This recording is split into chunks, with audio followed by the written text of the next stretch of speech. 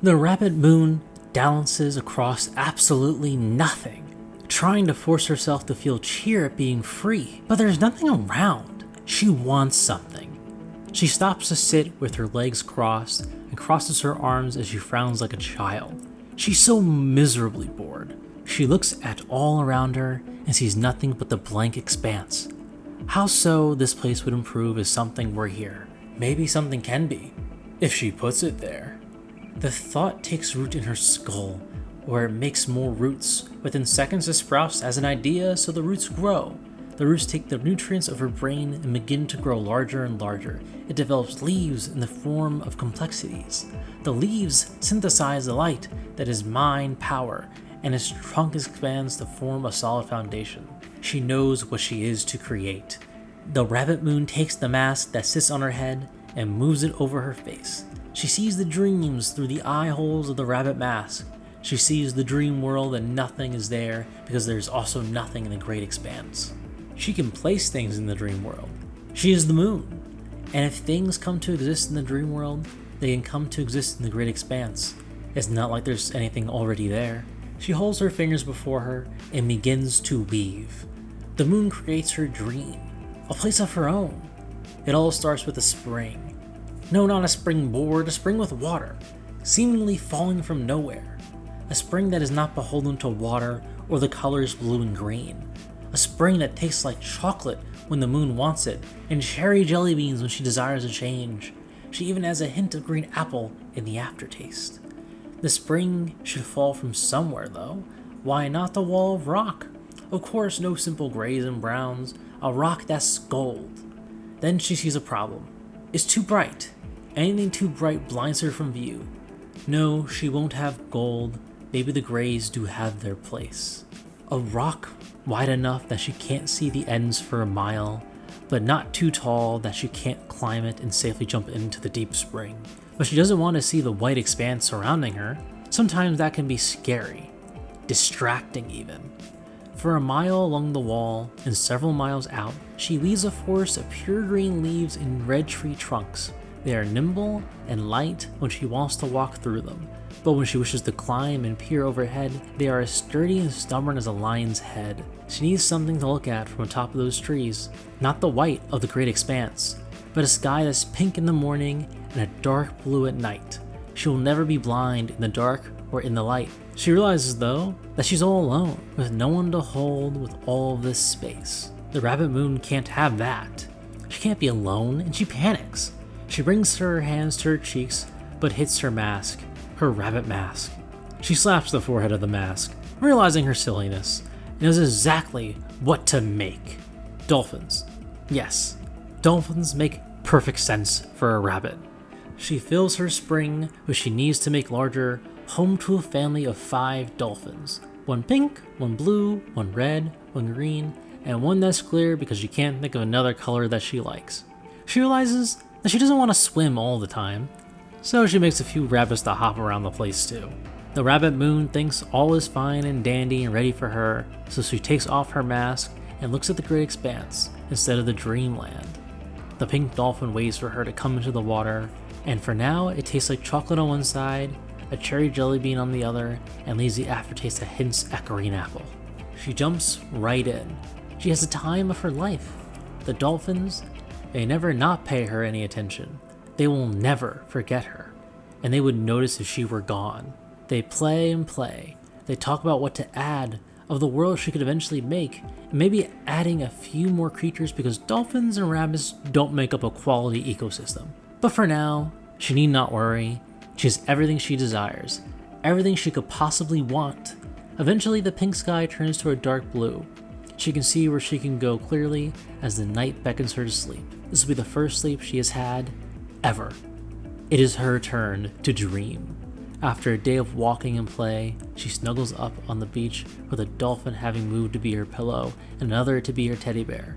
They may be beached for now, but they can hop and slide back into the spring in the morning. Now was their time to be free.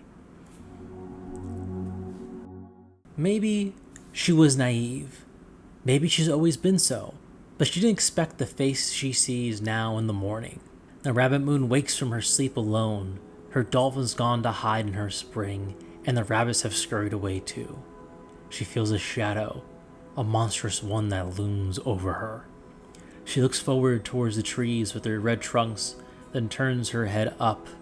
The hound of the night sky looks down on her with his gem eyes. The rabbit moon pushes herself up onto her hips and looks around to find the dolphins cowering and the rabbits hiding. She looks back up at the hound, who merely stares down at her. She stands up, nearly the same height as his shoulder, but not nearly as wide. She looks up at the hound and asks him, "Are you here to take me back?" The hound doesn't answer. She takes his silence as a yes. "But I don't want to." The hound growls. "I like it here. I made it. Isn't it pretty and perfect?" The hound turns silent. The moon turns and runs to hop into the water. The hound follows slowly and she splashes at him. "Here, taste it," she chimes.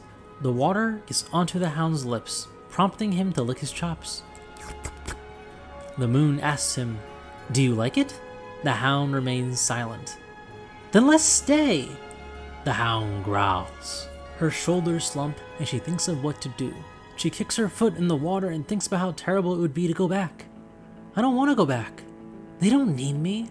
Upon which she moves her eyes to the hound to see if he'll growl. He doesn't, so she continues. "They never appreciate me." The hound is silent. "I bet they didn't notice that I was gone." The hound is silent. And then with an accusatory finger, the moon goes, "I bet you didn't notice when I was gone." The hound growls and bares his teeth.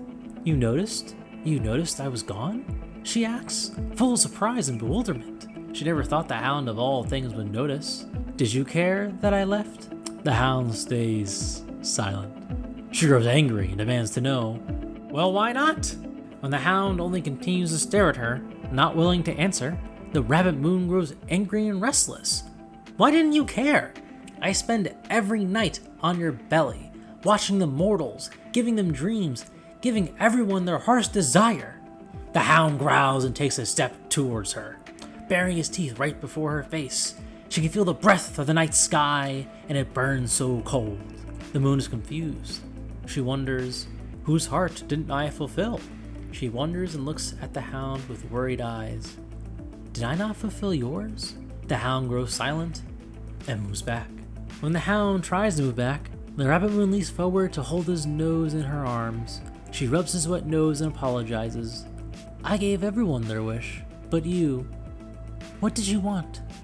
What dream did I not let you have?" As the hound stays silent, she presses her head to his snout and rubs it fondly. When she lifts her head, she asks the hound, "Will you tell me what it is you want?" The hound growls quietly. "Why not?" the moon whines. "I can't help you if you don't tell me." The hound whimpers. "Huh? What's wrong? Don't move away. I'm sorry for yelling." "Oh, that was more yelling. I'm sorry." The moon clings to the hound, rubbing his snout and telling him calm and soothing hums and motions. She presses his snout to point to the ground. "Come now, lay down," she instructs him. The hound whimpers, but the moon won't have any of it. "Lay down and go to sleep. I'll know what your dream is, and I'll make up for not helping you after all this time." The hound of the night sky lays on his stomach, and the rabbit moon climbs atop his nose to force him to lay his head down. When he finally does and looks up at her, she's climbing up his snout. When she's on top of his head, she turns around and puts on her mask to see into the dreamland. She pretends to pull down on a horn and exclaims, "All aboard! We're on a return trip to dreamland. First stop, the deep, dark, and silly desires of the hound. Not just any hound, but the hound of the night sky." The hound seems confused, but he allows her to go on. She leans over for him to see her. She reminds him, "You can't sleep with your eyes open, you silly puppy. Close them." That is what the hound finds so difficult to do. After hesitating and a final gaze forward, the hound closes his eyes. "Finally," she groans sarcastically. She moves her hands in front of her to mime driving a steering wheel. What does the night sky dream about? I get to find out.